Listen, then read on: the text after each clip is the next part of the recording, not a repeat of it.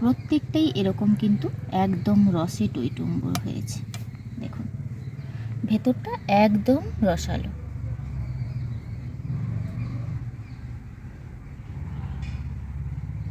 মনে হবে যেন গোলাপজাম খাচ্ছি।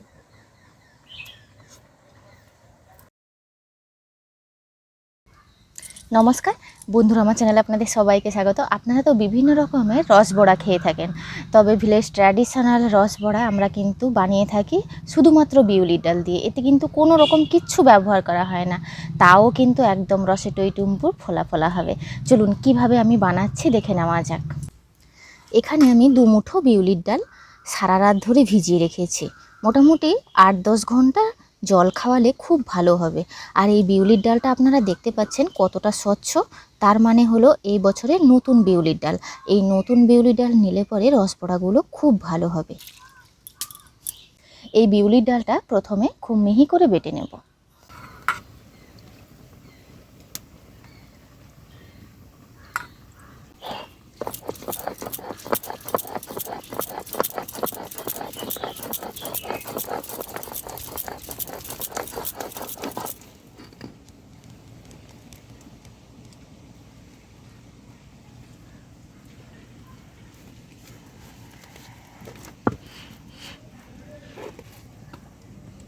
সব বিউলি ডাল বেটে এনেছি।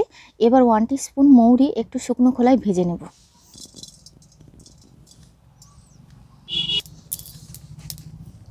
বিউলির ডালের মধ্যে দিয়ে দেব। 1 বাটি জল দিয়ে দিলাম। 3টে এলাচ ফাটিয়ে নিয়েছি, দিয়ে দিলাম। যেই বাটির জল নিয়েছি হাফ বাটি আমি চিনি দিয়ে দিব। চিনির সিরাপটা হতে হতে এখানে আমি বিউলির ডালটা ফেটিয়ে নেব। আর এই বিউলির ডালটা কিন্তু একদমই সুন্দর মিহি করে বেটেছি, খুব ভালোভাবে ফেটিয়ে নিতে হবে। আপনারা চাইলে হ্যান্ড উইস্ক বা হ্যান্ড ব্লাইন্ডারের সাহায্যে কিন্তু ফেটিয়ে নিতে পারেন। কোনো কিছু দেওয়ার প্রয়োজন নেই, টানা 5-7 মিনিট ভালোভাবে ফেটিয়ে নিলে কিন্তু বিউলির ডালের রসবড়াগুলো খুব সুন্দর ফুলকো হবে। শিলনোড়ায় বাটার কারণে একটু শক্ত লাগছে, অল্প একটু জল দিয়ে দিলাম।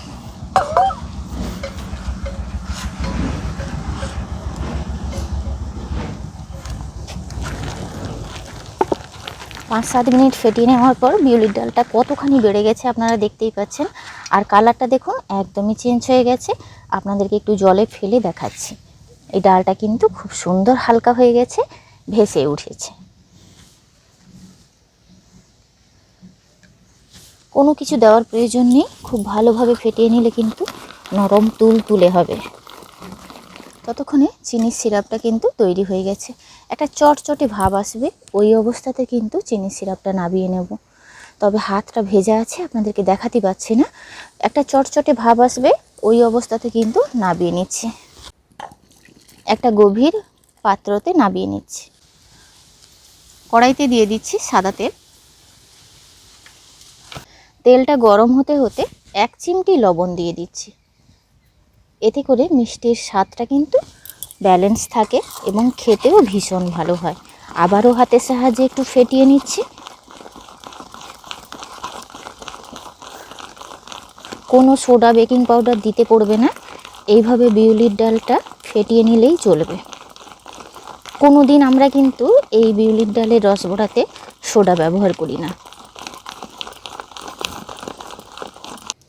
এবার আমি ছোট ছোট বড়ার আকারে ভেজে নেব।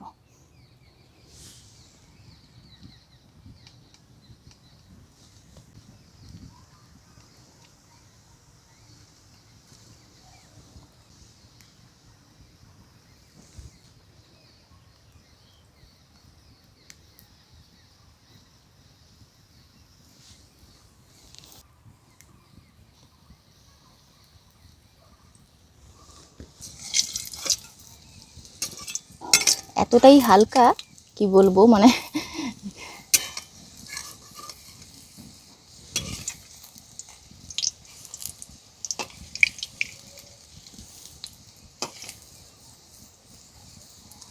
পুরো ডালের মধ্যেই বাতাস তৈরি হয়েছে ভালোভাবে ফেটানোর কারণে। এইভাবে উল্টে পাল্টে হালকা লাল করে ভেজে নেব। হালকা লাল করে ভেজে নিয়েছি, এগুলো নামিয়ে নিচ্ছি।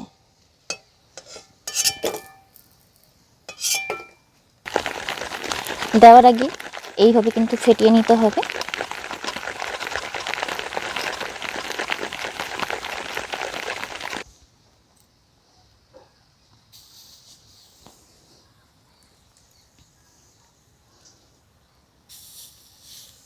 কড়াইটা খুব গরম হয়ে গেছিল, নাবিয়ে এনেছি।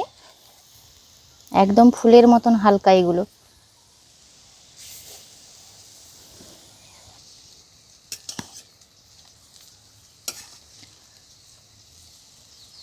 কম তেল দিয়েছি, তার কারণে একটু সাবধানে উল্টে দিচ্ছি। এই যে বড়াগুলো ভেজেছি আপনাদেরকে একটা ভেতর থেকে খুলে দেখাচ্ছি। এই যে দেখুন কতটা ভেতরে জালিদার হয়েছে। রসটা যে নাবিয়ে নিয়েছিলাম আগে থেকে ঠান্ডা হয়ে গেছে, কড়াইতে দিয়ে দেব।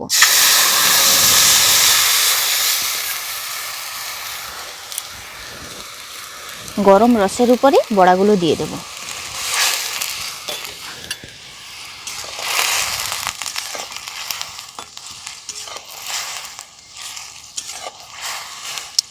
এবার নাবিয়ে নেব, ফোটানোর কোনো দরকার নেই। এইভাবে 10 মিনিট ঢাকা দিয়ে রাখলেই কিন্তু রস ঢুকে যাবে।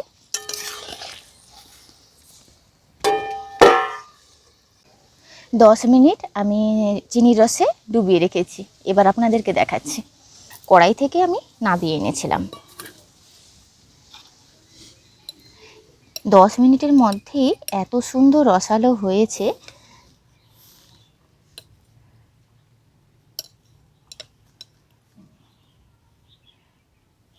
খুব সুন্দর, একদম ভারী হয়ে গেছে।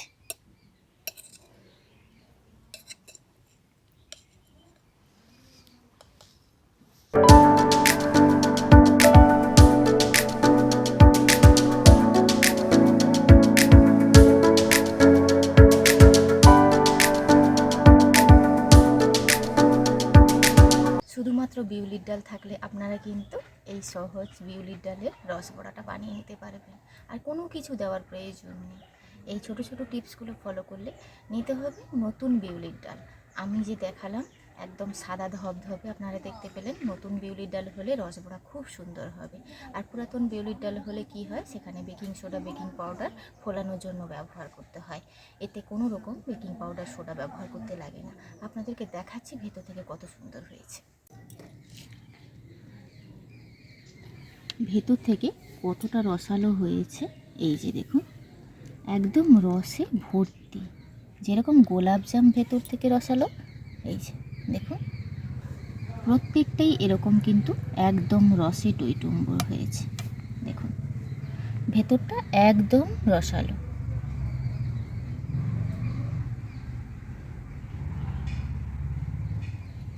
অনেকগুলো নাবিয়ে এনেছি আপনাদেরকে দেখানোর জন্য, এগুলো তুলে রাখছি।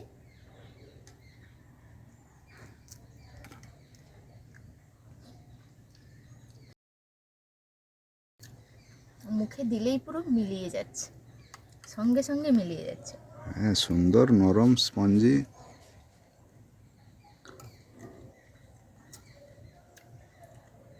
আর মৌরি দেওয়ার কারণে, মৌরিটা ভেজে দেওয়ার কারণে অসম্ভব সুন্দর একটা ফ্লেভার উঠছে।